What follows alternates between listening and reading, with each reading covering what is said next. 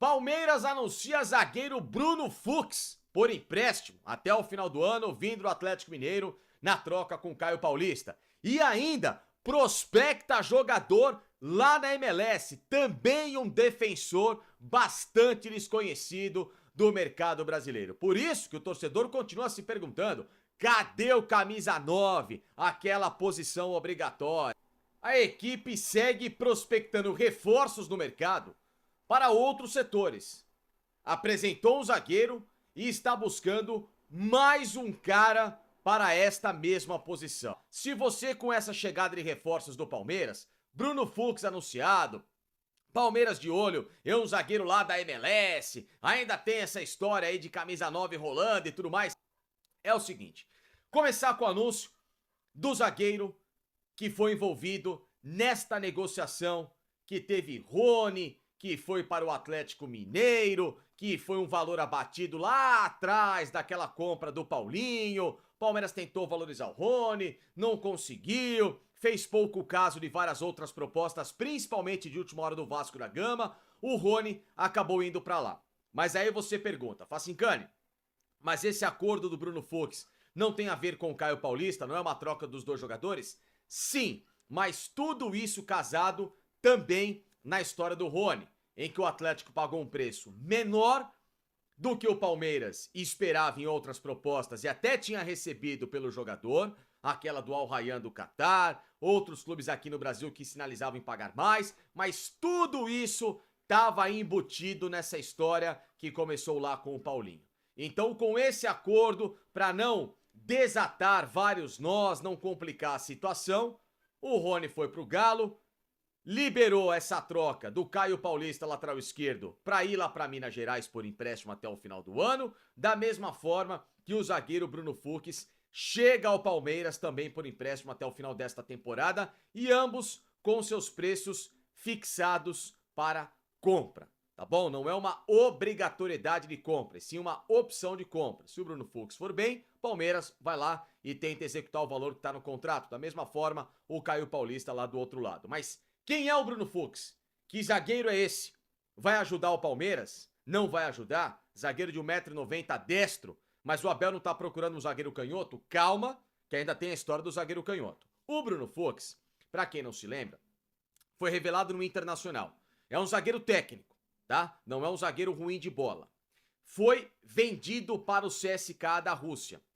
Em meio a esse tempo, ele jogou a Olimpíada, em que o Brasil foi campeão em 2021. Olimpíada que era para ser em 20, por causa da pandemia, jogou para 2021 lá em Tóquio, e ele fez parte daquele time campeão olímpico. Então, tem uma bagagem de um título importante de seleção brasileira.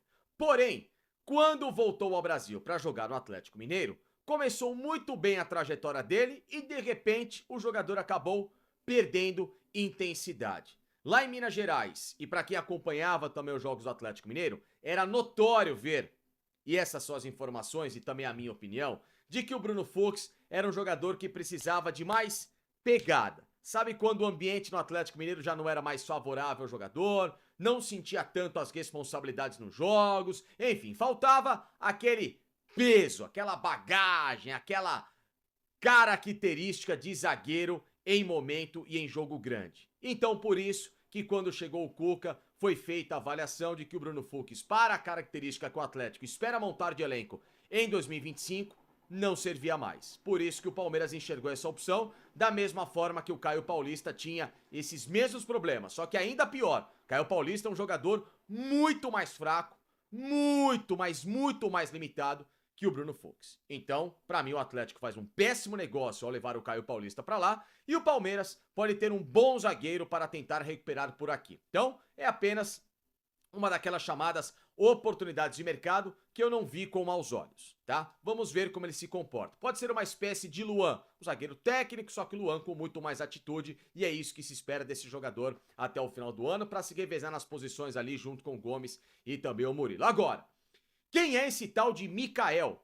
Que, curiosamente, já que o assunto é o Atlético Mineiro, foi revelado no Galo.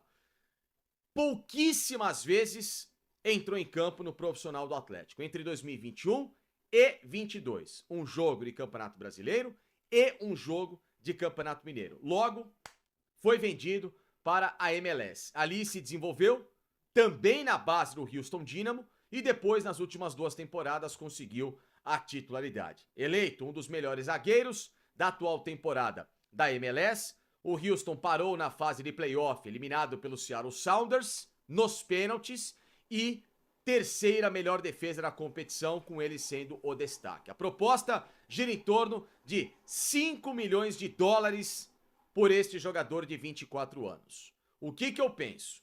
É um balde de água fria na cabeça do torcedor e uma grande interrogação.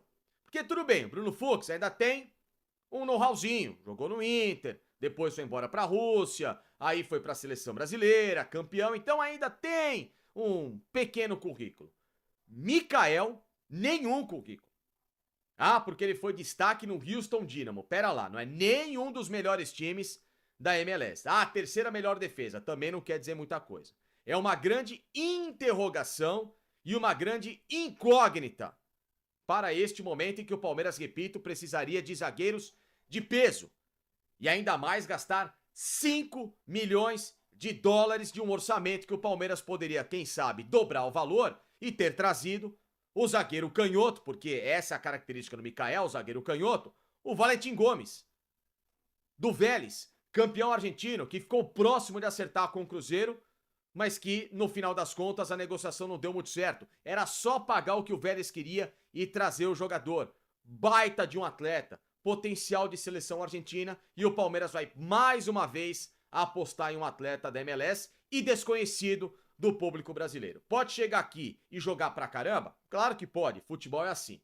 Mas com todo respeito, eu estou ficando assustado com cada vez mais as movimentações de mercado do Palmeiras. Jogadores de perfis bastante questionáveis, que não se provaram em ligas ou equipes de mais peso, de mais pressão, em busca de resultados expressivos, e ainda mais um clube que esse ano simplesmente não só vai jogar Brasileiro, Copa do Brasil, Libertadores, mas o torneio mais importante de sua história, que é o Mundial de Clubes, a grande vitrine competitiva do futebol mundial. E num ano desse, que se esperava um elenco cascudo para quem sabe esse time tentar surpreender na competição, ele tem montado e atacado reforços bastante distintos daquilo que o torcedor espera. Então é essa a preocupação e com muita razão do torcedor. E ainda, para encerrar, para quem pergunta sobre cadê o camisa 9, cadê aquele cara, é o Vitor Roque, que nem tem performado muito bem assim na Europa. O Vitor Roque é aquela coisa, foi punido pelo Betis, pelo atraso na viagem da Conference League na última semana, em que o Betis venceu o Ghent da Bélgica por 3-0 fora de casa, ficou esquentando o banco, não entrou na partida e agora para os próximos jogos do Campeonato Espanhol não é uma certeza que ele possa jogar, haja vista que o time Ávila entrou na vaga dele, tem o Bakambu, tem também o Cuti Hernandes para estrear, esses jogadores todos que podem jogar a Liga Espanhola, diferente da Conference League, em que, por exemplo, o Cuti Hernandes não pode jogar. Então, o Vitor Roque, que era a única opção de centroavante junto com o Bakambu, ficou preso no banco de reserva. Só que mesmo assim, isso não significa que esse puxão de orelha vá facilitar a saída. O Betis já disse e redisse muitas vezes, se é que existe essa palavra, mas estou só explicando para o Barcelona, tá bom? Foi só uma brincadeira aqui, redisse não. O Betis já disse e já reexplicou para o Barcelona. Não quero liberar o jogador agora apenas no final da temporada, porque tenho esses objetivos de Conference League e de Liga Espanhola ainda a disputar, com o preço fixado lá, nos 27 milhões e meio, a executar caso queira ao final da temporada, para aí sim, se ele não executar, o Barcelona tem a liberdade de vendê-lo. Lógico que entre Palmeiras e Barcelona, existe o interesse do Barcelona em vender o jogador, mas, como eu sempre reforço, o Betis é o fiel da balança e não tem, por enquanto, dado nenhuma movimentação que seja favorável para liberar o Vitor Roque, para que o Palmeiras execute a compra com o Barcelona, que, repito, quer 30 milhões. 30 milhões em informação que já foi dada com exclusividade, ó, desde dezembro, aqui no canal do Facincani. Então fica aqui comigo, que é aqui que você vai saber de tudo, com checagem e apuração do Verdão no seu dia a dia.